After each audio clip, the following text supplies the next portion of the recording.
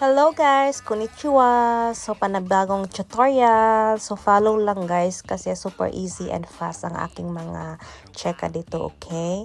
So here we go guys. Without further ado, go na tayo guys. And yes, thank you always sa support and everything. Thank you guys. So sa Android phone muna tayo guys, okay?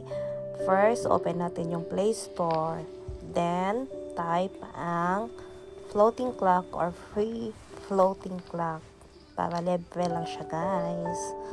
So marami dyang lalabas guys, so choose natin yung yung MB niya is hindi mataas, dapat yung pinaka lowest. Yan siya guys. So wait lang natin kasi minsan sa connection slow yung process niya guys. So wait lang natin guys. So dapat yung pinaka mababang MB guys para hindi siya masyadong mabigat sa phone. Then open natin siya guys. Ito na. Yan. Follow lang talaga natin yan guys. Get sagat yan. So na-install natin guys yung floating clock. So this time guys, i-open ninyo yan. And then kayo na yung bahala mag-design sa color, sa font, lahat-lahat guys. Yan, explore nyo lang yan guys. So, ano yung favorite color nyo. Sa akin naman guys is green at saka red.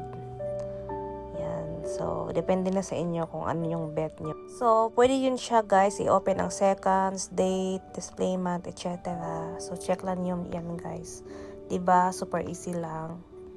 So, may mga floating clock din guys, nakasama na ang floating notes. Pero sa part ko naman, ayaw ko kasi mabigat na siya at saka hindi naman siya need. So, choose ko lang yung simple lang, kahit may date, time, seconds, okay na yon. So, voila, ito na guys. Bongga na siya guys. So, pindutin nyo lang yan anytime pag need ninyo. So, lalabas lang yan siya. So, diba guys? So, next is sa iPhone na naman tayo. Sa iPhone guys, punta lang tayo sa App Store. Yan, alam naman ninyo ano yung App Store, 'di ba? So, again, type lang ang floating clock or free floating clock. Ganun yun guys. O, 'di ba? Super easy. Easy talaga guys. So, yes, sa part ko naman guys is na install ko na yan siya. So, open na yan siya and next na lang yan, okay? So, kayo na bahala mag-design guys. Ano yung design nyo? Yan. So, pwede din mag-reset. Pwede din may timer, may color. Ganun, guys. So, again, explore lang ninyo yan, guys. So, easy din to. Minsan may ads na lalabas. But, follow lang ninyo ano yung pinapagawa niya para free lang yan siya.